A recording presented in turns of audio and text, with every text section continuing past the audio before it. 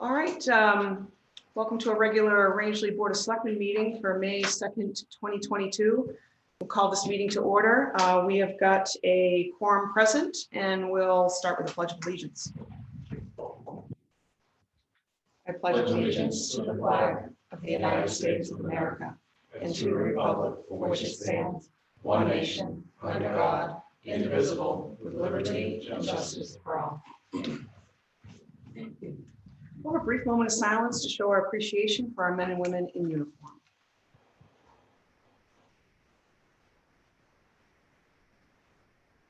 Thank you. Steve Hilbert cannot make the meeting tonight. Joe, if you could let us know who is zooming in audience-wise. Certainly, Madam Chair. We have Assistant Town Manager Tracy Lavoy and Donna Perry. All right, thank you. Conflict of interest disclosure. If at any point during the meeting, a particular agenda item makes you think you may have a conflict of interest, please raise the subject matter at that time. Review and approve meeting minutes for April 19th, 2022, a regular Board of Selectmen meeting. Make a motion to accept the minutes for April 19th, 2022 with any errors or corrections. Second. Shelley's motion and Ethan seconds. Any questions, corrections? All those in favor? All those abstaining? So 3 in favor, 1 abstain. Any public present to speak on a non-agenda item? Moving on to boards and committees, we've got 2 meeting minutes in our packets from the Airport Commission from March 7th and March 21st. We then move into our consent items, number 7.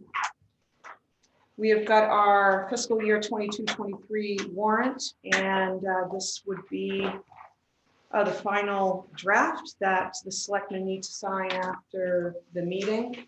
And I do already have that here tabbed for signatures. Any questions? Yes, Shelley. So I have questions on Article DN20 and Article DN21. Should that say or indicate anywhere that was a citizen's petition? For those 2?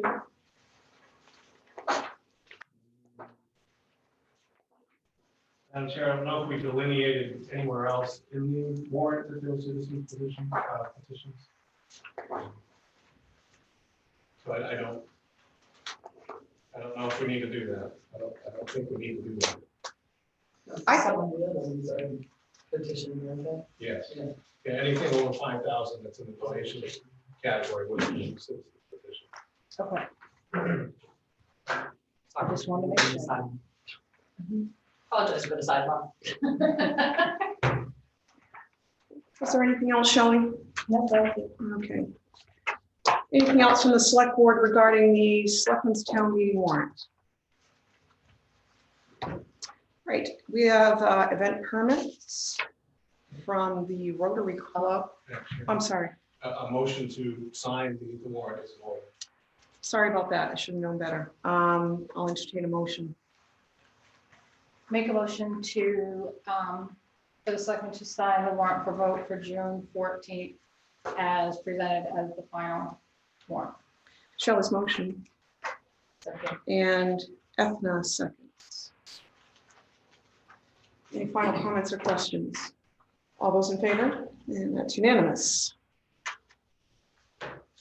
Now we can move into, thank you, Joe, our event permit application from the Rangeley Rotary Club for their community cleanup cookout.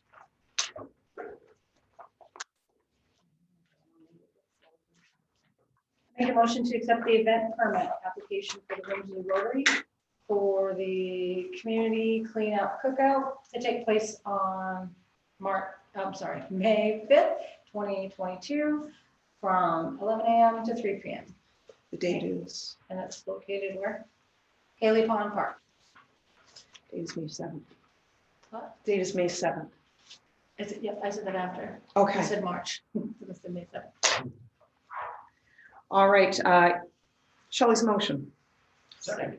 And Ethan did it. Ethan seconds. We got the same name with letters. Any questions or comments? All those in favor, and that's unanimous. I think that's pretty cool, by the way. It is, Okay. really is. We've got the 2022 Clean Water State Revolving Fund requirements. And Joe's looking for authorization for the town manager to sign. So Joe, if you just want to touch on that briefly. Absolutely, Madam Chair. So approximately a year ago, we applied for the climate adaptation plan funds and the fiscal accountability or sustainability funds at the same time. We were approved for the climate adaptation plan, which was included as information last year. This year, and we were denied the other portion, but this year we were granted a $30,000 grant for the fiscal sustainability plan and rate study. So we were successful. There's a short list of other entities in the packet that will also grant these funds. So quite competitive. We were successful at this point. We need your authorization to sign this, and also there should be action to expend up to $60,000 from the sewer reserve. So the way this works is we spend money, and then we get the $30,000 back, and it's applied to a loan for forgiveness. So it's a $30,000 grant. We have to match it 100%. So this will we'll work on financial strategies for a lot of the programs that are in the CAP, but it'll drill down a little further to that. And again, we'll work on rate study. So just the point of information, the sewer reserve has $372,791.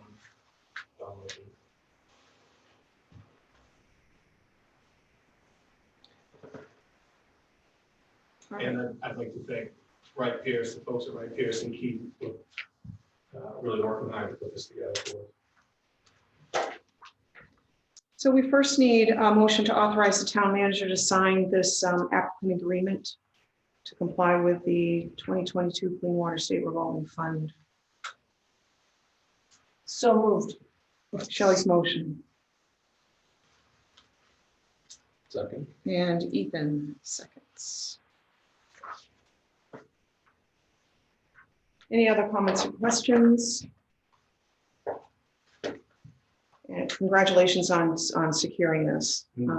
Probably long overdue, just to figure out where the rates and everything is at, just financially. All those in favor? And that's unanimous. And then the second part is to expend up to $60,000 from the sewer reserve for the cost of this study. So moved. Shelley's motion, Second. and Ethna seconds. All those in favor? And that's unanimous. All right, next up is the transfer station CIP.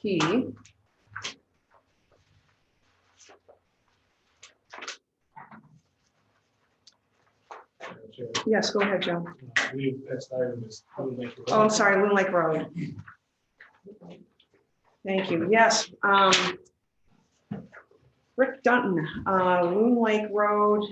Joe, you just want to go over this and notes? Absolutely, Madam Chair. So Rick from Mainland, who's our engineer for this project, is actually in the room tonight. He and Kevin Mining, and one of Kevin's project superintendents, and I, on a nice snowy day there a couple weeks ago, went up and looked at Loon Lake and looked at the spots that really concerned us most, Keith and I most. One of them is by Henderson's property, the other one is by Jalbert's property. The one by Henderson's as you know, was quite sharp this winter when the frost was really active. It's kind of subsided, but we're still concerned about that. And I know Rick is alluded to all this in the letter, but we met, looked at that one, looked at Jalbert, which at Jalbert's is kind of a crack in the southbound lane there. That we're concerned it might be, the road might be kind of peeling away in that lane. So long story short, having talked it through on site for quite a while, I think we should explore those. I think we should open the hood, so to speak, take the pavement off, and see what's underneath there. As Rick noted in the letter, we believe that, Kevin used proper construction methods there, and we believe that it was correct, but we just want to get on there and see what's going on. Since Rick is here, Rick, do you want to elaborate on that for me?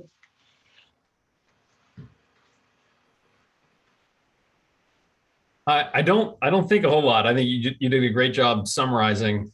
I would just stress that I'm happy to answer any questions if you've got specifics on the letter. I think the letter, I tend to be too wordy, and the letter was my my best shot at being succinct. So I'll be quiet, and then if you got questions, I'm happy to answer them. Okay, thanks, Rick. So there's one other thing I'd like to add. So that's what's going on with the road. What we talked about on the site was, and what Kevin's willing to do for us is he'll open it up and he'll pay for everything under the pavement. If it was built to spec, he'll pay to put the base pavement back. If it was built to spec, let me rephrase that. Everything was correct underneath. There was no fault of the contractor. Then we pay to put the base pavement back. If we discover there's something under there, he should have caught during construction, then he will put the base pavement back. So I crunched some rough numbers earlier today, and this is on the outside as far as I'm concerned. Rick, you can jump in if you think I'm off mark. For two spots, 20 feet wide, 100 feet long, it's about 25 tons a piece for base pavement. So we're looking at 50 tons. I'm thinking on the outside. And then the bid price on that, I think, was $100 per ton. So I'm guessing, depending on what we get into, the pavement could cost up to $5,000. So just in case you're wondering, what's the scope there? What's the order of magnitude? That's, again, Rick, if you disagree, you can let me know. We didn't talk about numbers on the site, but I was crunching those earlier today, so you can have some idea of what it might cost.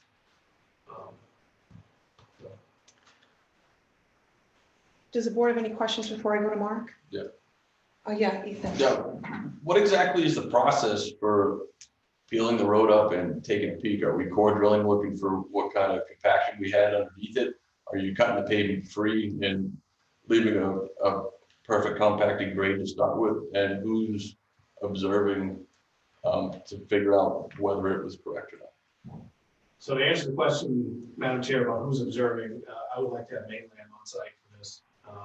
I don't envision this taking an awful long time. So I'd like to have them on site. And then the other questions, Rick, if you want to talk about best management practices for how we would kind of reverse engineer this, please go ahead. Sure. Yeah. I think if we were concerned about disturbing or not disturbing, as it were, the pavement, because we weren't sure if we had an issue, we would probably core and go that route. But because we know we have an issue that we want to address, we know that we also want to peel the pavement back, and there are at least a couple measures that we want to take to reduce or eliminate the heave for the future. So we know that we've got to peel the pavement back and we've got to do some excavation. And then at that point, the point of mainland's observations is basically just to make sure that we have an unbiased party at looking at the work that was done and really the subsurface materials. What's the quality of that subgrade, and then even below that, when Vining digs down into that subgrade a little bit, what do we find for some drainage characteristics within there? We're wondering maybe there was some ledge that was previously removed and is potentially pocketing some water, or there are a multitude of scenarios that could be, and we don't know until we actually lay eyes on it, and then can try and deduce what was causing the heave. All set? Mark, you had a I question? was just going to ask about the assessment of the subgrades. If they take a sample of those subgrades and have them analyzed at a testing lab, how do they determine whether they're within spec? Yeah. I mean, that could be done, but I think we'd probably not want to, well, first of all, there's not a subgrade spec. So what we're looking for is unsuitable materials, soils that hold water too freely, too much on the clay and silt side. And honestly, in the spring, when this gets done, we'll have a good feel for what the water content is too. You know, oftentimes if you were to, on really bad soils, for example, you'll know because you can step on it with your boot and you'll feel it move underfoot because there's water content. So I don't anticipate the need for going out to testing because that takes time. That's time that we'd have to leave the road unbuttoned. And we're going to err on the side of caution on this. So if we have to remove some unsuitable materials, so be it. So I'm thinking he thinks that it couldn't be in the base materials. It would be something below the native soils. Is that what you're thinking? No gravel that had too much clay or silt in it or anything like that? Right. Yeah, we've had material testing, so we're not suspect of the material that's down or the compactive process. And so that was kind of laid out in the letter that we weren't on site all the time.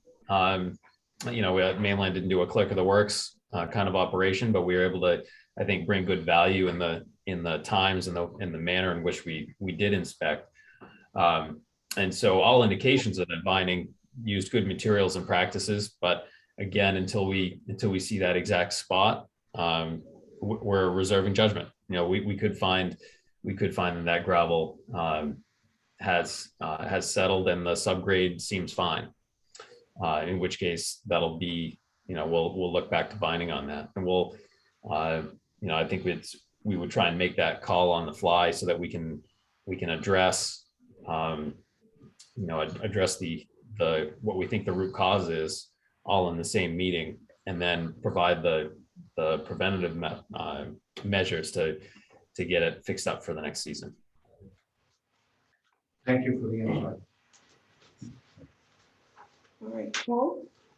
I can tell you that the frosties have moved down from there. It's lower. It's at the edge of the Henderson lot, whereas before it was right in between by their cedars. So it went like this, and because the trucks would always hit where the rose bush is. So I just know it's moved down. So I just don't know if the water has channeled someplace else. But Yeah, that's interesting information. All of those little nuggets of info go into how we try and deduce what's going on subsurface. I would say it's more of an art than an exact science, but it's one that, you know, those of us who have been around it a long time use that experience to our advantage. And you know, Rangeley has a wealth of experience in Joe, Keith, and Ross.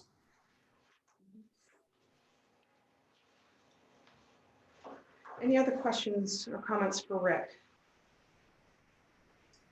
All right, well, we'll look forward to an update when you have something, John? Yeah, Madam Chair, I would like to have authority from the board to pursue this. Pursue this activity.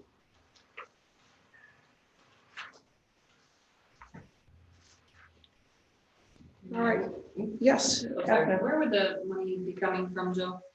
From the road loans, that's where the road projects come from. Yeah, so it would come from that, you would need additional, That would come from that. thank you. So, Joe, are you looking for an up to $5,000 dollar amount, or do we just need to move forward with having Mainland and Vining investigate the, you know, the subsurface areas in question? I think a safer motion would be to have us move forward with the investigation of those areas. And we'll be paying close attention to it. Rick's folks will be on site, Keith and I will be communicating with them Okay. regularly. So I think the plan is, Rick may know more, but the plan is as soon as they can get up here, they're interested in coming up and getting to work on it as soon as they can schedule it. So that could be a week, it could be a week and a half or 2 weeks. So I don't think it's going to be, if it turns out to be a bigger scope than we thought, I think we'll be able to come back to you Okay. and talk to you before we get too far into it. If that makes sense. No, that's fine, especially where, Vining is going to pay if they're, responsible. It may not be a cost to the town. So, all right, so Joe is looking for authorization from the board to pursue the inspection of these Loon Lake Road frost heaves.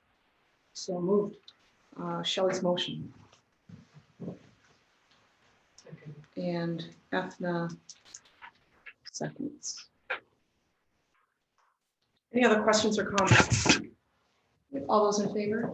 And that's unanimous. I've got too much written on my agenda and I'm missing these items. I'm skipping right over them. All right. Thank you, Rick. Thanks, Rick. Yes, thank you so much, Thank Rick. you. Thanks for having me.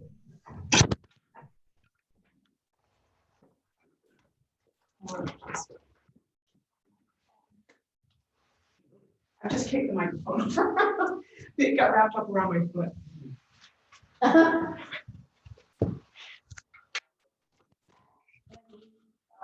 You met my mother.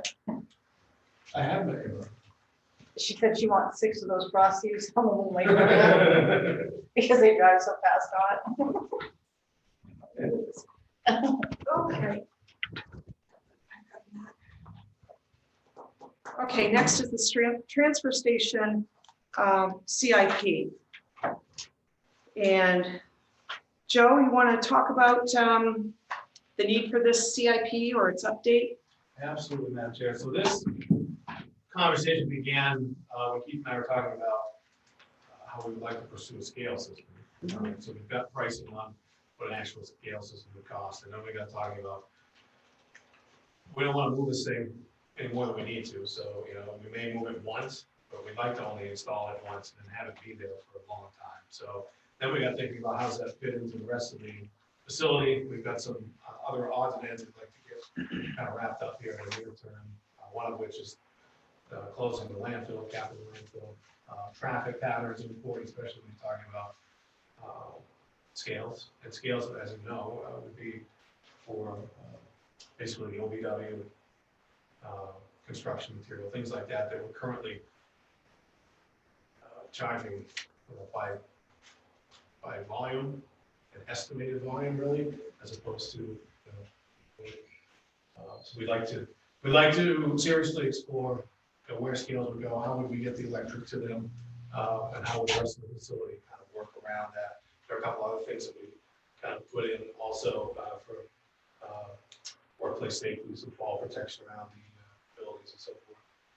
So really it's a kind of a ramped up professional exploration by our engineers, some of our engineers for how we proceed with the transfer station with some of these important things. All right. Any questions for Joe? So Joe is looking for authorization from the board for the town manager to sign this contract with Wright Pierce. So moved. Shelley's motion. And Ethna seconds. Any other questions or comments for Joe? All those in favor? And that's unanimous.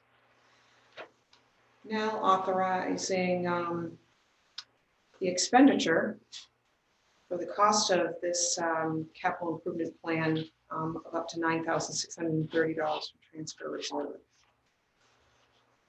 Make a motion to authorize the expenditure up to $9,630 from the transfer reserve. Shelley's motion.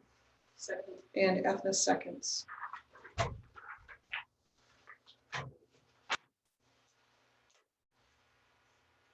Any other questions or comments? All those in favor? And that's unanimous.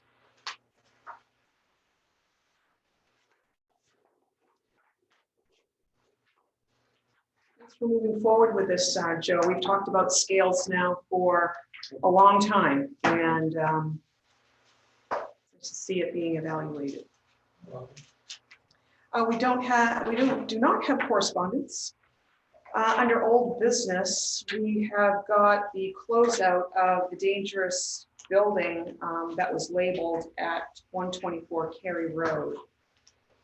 And we have a number of pictures attached. And Joe, why don't you just kind of put all this in a little nutshell here. We've got a string of correspondence. Sure, Madam Chair. Really, there's no action required here. This was intended just to be kind of purely informational for you so that you know this has been completed, followed through with, and also the company has reimbursed the town for its legal fees and public hearing, advertisements, and so forth. So the building is no longer an issue. So I just wanted to make sure you had that information to review that project is closed. Thank you. Are there any questions for Joe regarding 124 Cary Road? All right, thank you. Engine 3 follow-up. We've got a memo from Chief Bacon answering some questions. And so it indicates engine 3 was purchased in 2016 with 38,036 miles on the odometer. The current mileage is at 47,523. He says when looking at an apparatus such as this, we should really be looking at the hours on the engine as a true gauge of wear. And when the apparatus was purchased, it had 3,233 hours on it. If we convert this mileage, that would equate to 193,980 miles.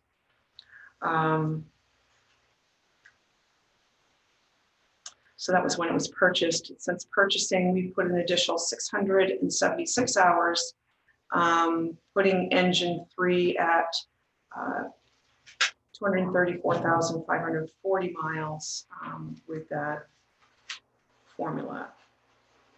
Last year, engine 3 responded to 214 emergencies. And regarding repairs, Northeast Fire Apparatus will be here May 4th to address address repair, the concerns, and Chief says they'll draft a letter at that point. So if there are any questions, there's some follow-up from some questions that were asked by the board at prior meetings. Anything, Shelley? Okay, so I was reading the, I went and looked back at the presentation that, and compared that with petition. So I have a question in regards to the language on the petition, and I don't know if we need legal to check it out, because it says a total cost not to exceed 750,000, but the actual cost is not 700. That's the cost of the equipment. It's not the actual cost of the lease payments and things like that. And then the other thing is, as part of the another portion of it, it says the term not to exceed 7 years, reserving the board the discretion to change this further terms. So the actual lease agreement that we received in the packet, it calls for 7 annual payments. And so the annual payments you have to make, and then you have the final payment, that is the balloon. So that's actually, and that's due 30 days after. So the actual term of the lease is 7 years and 30 days. And I just want to make sure that if that, can the board approve the 750,000? And then also about the term. And then the lease agreement that was presented was dated 2/23/22, states only good for 14 days from the date of the proposal. And then the other thing that could be an additional cost is that in the lease agreement, under legal opinion, it says lessee's counsel shall furnish PNC equipment finance with an option covering this transaction. Who pays that cost? So is that a cost that is associated with the purchase as well? And it didn't say on the lease what the interest rate was. And if there was some kind of amortization schedule that we could see the breakdown between the two, principal and interest, with each payment that's made. And then is the lease rate locked in while the fire truck is being built? Or do we get the rate after it's built? And then if it is a lease agreement, does that mean we can't put it out to bid for banks to see, because sometimes we look at two ways. We look at leasing and then we look at banking option, and we usually get those in. I just don't know how, it just, with the petition, I don't know how it, like, we have to stick with only what the petition says. I don't know if we have to ask legal these questions, because I don't know how anyone else thinks about it, but that's just what I had from reading what I had. Yeah. Petition would lock us into what the petition says. Right. And that was part of the discussion. We asked that when it was first presented, what the interest rate was. So. Yeah, and then I said last meeting, someone asked, what up to 750 means? And I looked at Mr. Markey and I said, it means if it costs more than 750, then the fire department's SOL, because that's what it says. So I guess Joe, it's up to, shall we put some questions out there, whether, how you get they're all seem to be pretty good questions. And, if the public gives them some chance to get prepared for the public hearing, where they'll need to make the public presentation for this. And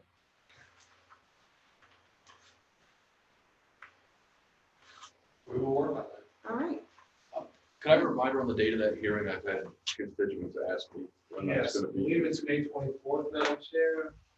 One day off. Yep, it is right here. Oh, okay, yeah, May 24th. It seems. All right, are there any other questions regarding Engine 3 follow-up? Okay. Moving on to the climate adaptation plan. This is regarding the wastewater treatment facility and collection system. And Joe, I'll have you touch on that. Thank you, Madam Chair. This is the CAP, Climate Adaptation Plan I referenced earlier. This is the grant that we were successful with a year ago. The first package we put together. It's an interesting document. I will not bore you with the entire thing, but if you go to section 1, page 3, what this does is it lays out the implementation plan and estimated cost. So the darker blue or purple is the highest priority, 2 is a high priority, 3 is a moderate priority.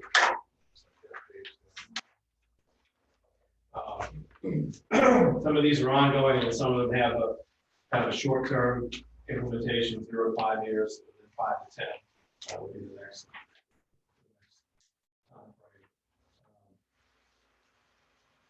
Implement the operational adaptation measures from the CRP report. So that's what's in here. Comprehensive communications and SCADA system upgrade. Now I know we've talked about, this is another item we've talked about for some period of time here.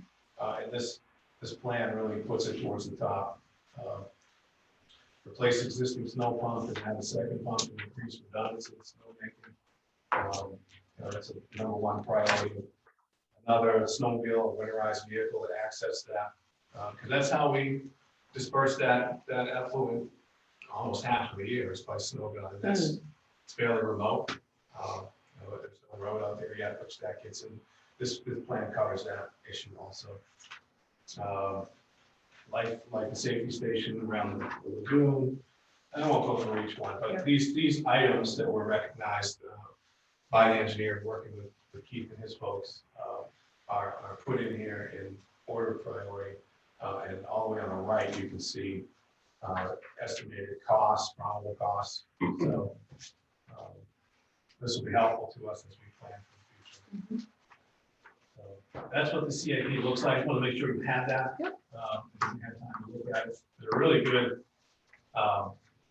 In fact, I think we're going to put this on the website. So a really good look at what the internals of our plant looks like. I know you've toured it, but to folks that don't know what it looks like or how it works, this is a good report for that. It explains fundamentally how this system works and how big it is. So, just want to make sure the board had that for your information. If you have questions, please let me know. I'll either answer or get you the answer. Shelley? So can we get an updated capital improvement plan? Because a lot of that stuff I think was waiting for that to come back. Pending plan, Sure.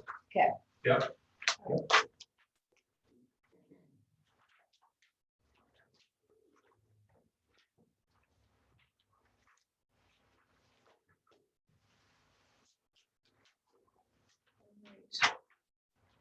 Anything else for Joe under the climate adaptation plan? Moving on to new business, got a grant application, voting facilities fund pre-application site inspection request. Joe, you've got a little, brief notes in your town manager summary here. Why don't you go ahead and speak to that? Thank you, Madam Chair. So this is the same program that the town was successful in applying for the town park 5-6 years ago for some updates there. This time around, I want them to take a look at Haynes Landing and also the fish screen launch.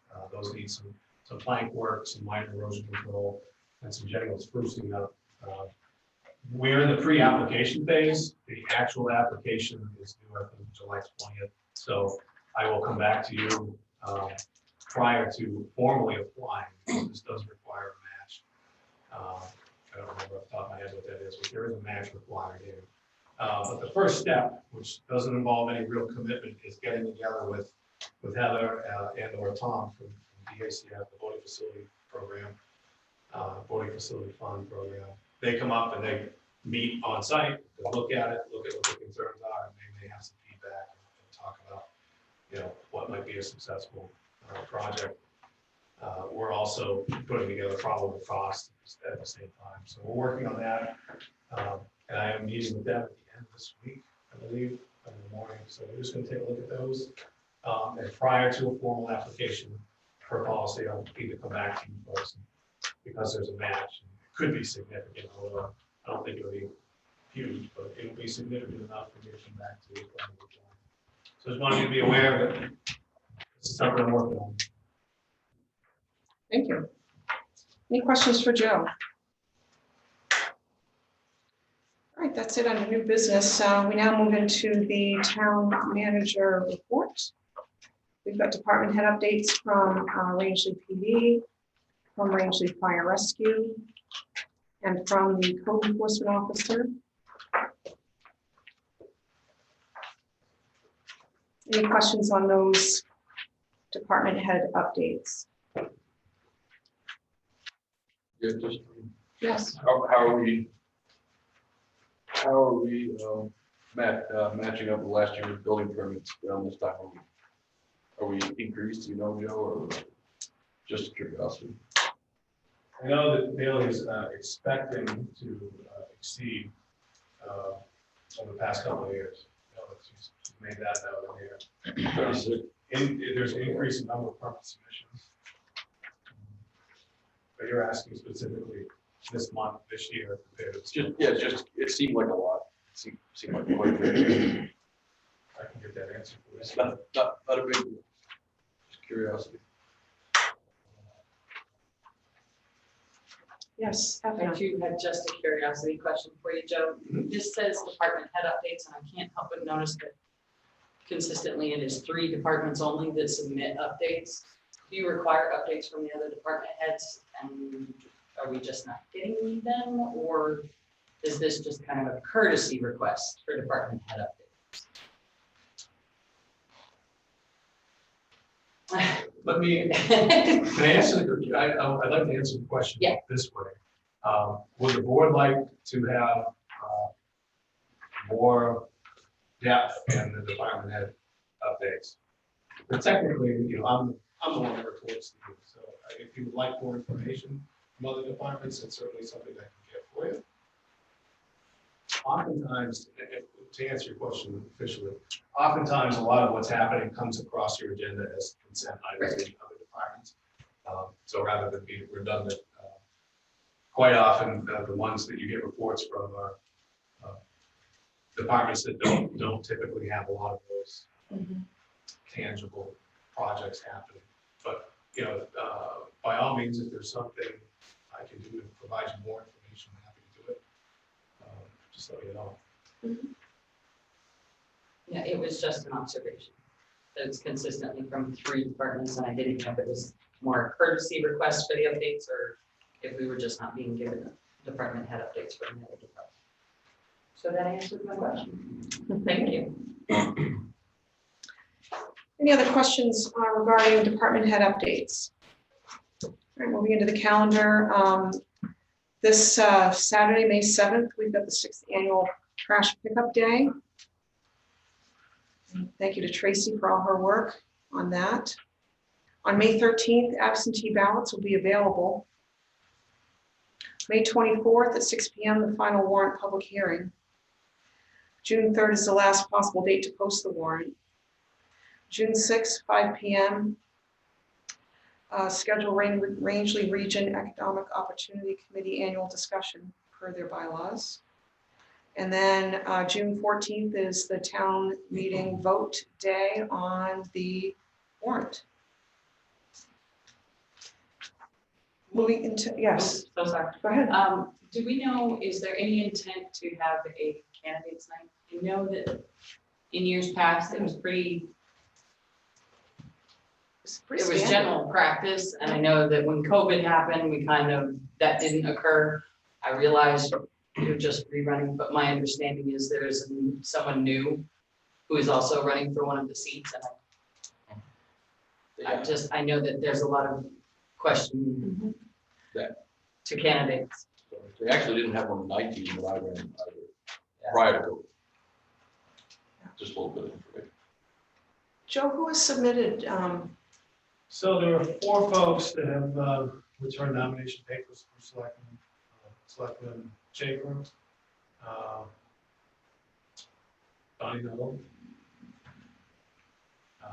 Jake, his last name now, and Sam. I get too many names. Thanks.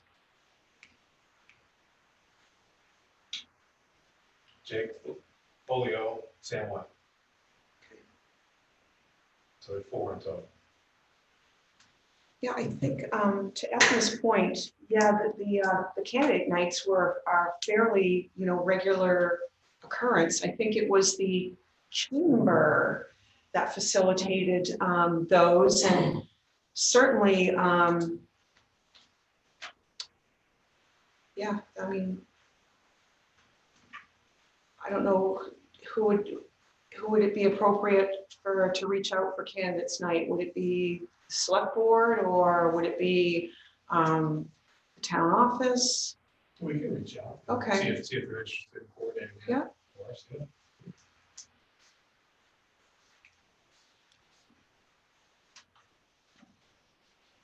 Yes, Mark.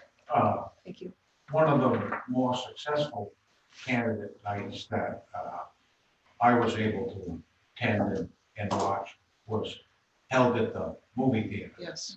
And, it seemed to attract more people than when they were held in this room at the town office. Like I thought I mentioned. The one at the school turned out really well too. That was well attended that year. That was held up in the multipurpose room. And theater, I mean, I've had the RFA reach out to me more than once that said if there was any town function, including, you know, we anticipated a large meeting, that the movie theater is available. They, you know, both rooms have pretty good acoustics. I mean, the theater has great acoustics, but the multipurpose room does as well. Mark. I'm not here to plug for the theater right now. I did notice that all summer long, they had a sign in the closet and also one out in front of theirs that you can rent the theater for $100 a night with live streaming. And I just thought that if the town was ever in a situation where they needed anticipating a larger audience, but $100 and the ability to live stream, that might be a real good option. So, That is true. It would save a lot of diesel fuel for moving fire trucks out of the fire station and such. Yeah, that just is not a good location. acoustics are terrible. Oh, they are.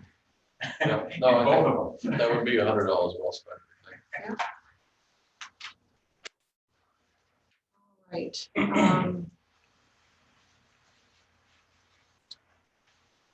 All right, if that's all on the calendar, then we can move into other business under the town manager report, and that's the airport CIP. And is this different than what? Madam Chair, the format is different, and that's why I wanted to share it with you. DOT and the FAA, you know, has a very specific format that they like it in. It's got this blue or gray color shade, and then the whatever this color is over here, tan color shade. They're pretty partial to that, so Tennessee and DOT converted what we had put together into this format for us. In doing so, there were a couple of minor changes here or there, but this is significantly, essentially the same thing that you have approved for me to send that FAA. So it's just really marginally different format that they want it in. So I want to share this with you. I have shared it with the Airport Commission. Something I haven't shared with the Airport Commission yet. I was reviewing this the other day, and this is only very preliminary. But the items that are in this CIP, I don't think are covered anywhere in an RFQ. I know that's not a lot of acronyms, but long story short, I may need to release a new RFQ to cover the projects that are in the CIP because our current consulting engineer can't do it because it's not in our RFQ that was released. So there's a lot of those semantics that go with FAA business. Getting familiar with it. So just letting you know, they don't know that yet because I was just looking through it the other day and discovered that. So. Thank you. Yes, Mark. Question, Joe. So they didn't fall into the pen and ink changes that Tim was seeing. I thought he had indicated that the current airport consultant, that these types of things would fall under their umbrella with a pen and ink adjustment to the existing master plan and airport layout. So, Madam Chair, yes, that's correct. The pen and ink revisions, yes, but things like the tree removal and those type of things. Again, really preliminary, just to let you know that I'll be looking at that. I don't think those specific items are covered in the RFQ. But the pen and ink material, yes, I believe are covered. Any other questions for Joe on the airport CIP?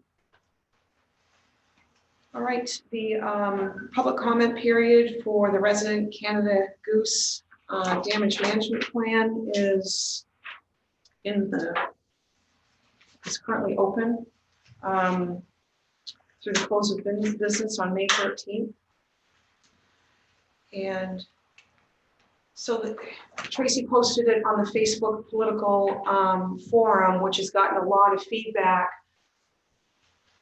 do they need to send an email? I mean, the instructions in Tracy, I mean, in here indicate an email or, If folks, very good question, Madam Chair. It would be appropriate if folks want their comment to be officially heard by the board or received by the board, that they do email it or mail it or drop it off to the town office so that we can put it in the file.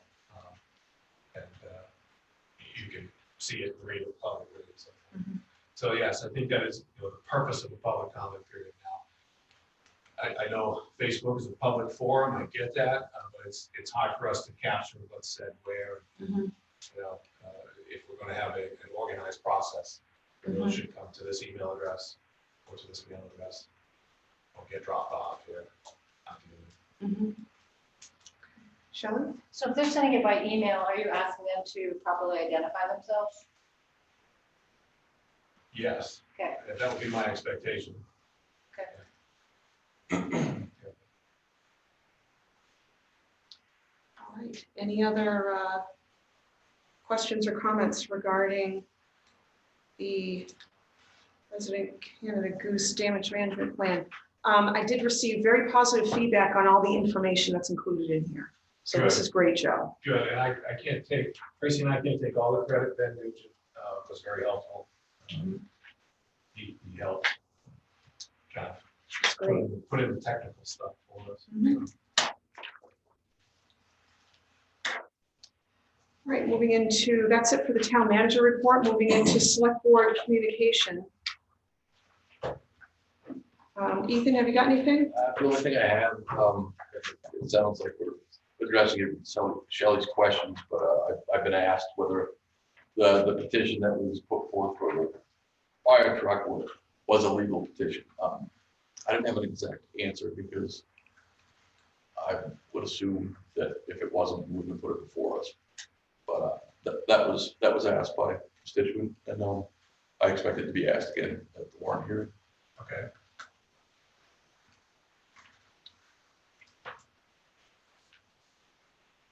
That's all I got. Okay. Shelley, anything? So I had asked, and I haven't seen anything yet. I don't know if you have, Joe, to get an update for the from Daryl on something on the things that he is actually working on for the town. Get a list of grants that he has received. I have not, Madam Chair, not received. I have asked for that. I have not received it. Do I need like a motion to ask for a date? Because I think it was been over a month since we It has been. touched base for it last time. So I just want to keep not forgetting to follow up on that. Yes, I think if the board did make a motion to have that presented to them by May 16th, that would be helpful. I think. I would like to make a motion for the town manager to contact our economic developer and get an updated report that states the grants that have been worked on and the grants that has been received for last year.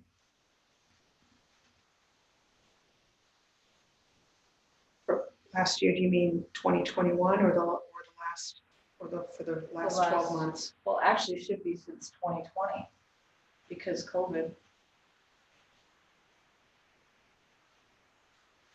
So we'll start for, do we do July 1st, 2020? Effective July 1st, 2020. I'm so sorry, Shelley, you said your motion was for current, for all, a list of grants. Was there also some language about a list of current tasks that he's working on? Did I hear that? Was that in the motion? So grants that he has assisted the town in receiving, and then grants that he's in the process of referring and getting for us going forward. And is that essentially his only duties? Well, he still does the different stuff as well, but I mean, that's what a majority of it is. It's a large part of it, Madam Chair. There are other items in there in the agreement. Would the board like to see that agreement on the 16th too? Maybe review that. I'm gonna say yes, because I don't know what his other tasks are. We just used to get one like it was part of like the town manager report. Yes. We would get one from him and he would present and show us what he was working on, but we haven't seen that. Okay. Thanks, it's cool. I'm sorry, second. I meant to second and then.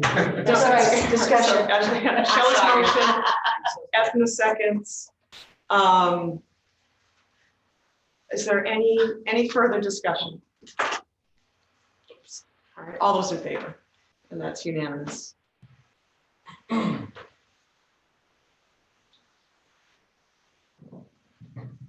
Anything else, Shelley? No, that's all. Ethna, do you have anything? I do not. I just have just something to, in our, in the main town and city that was in our packets.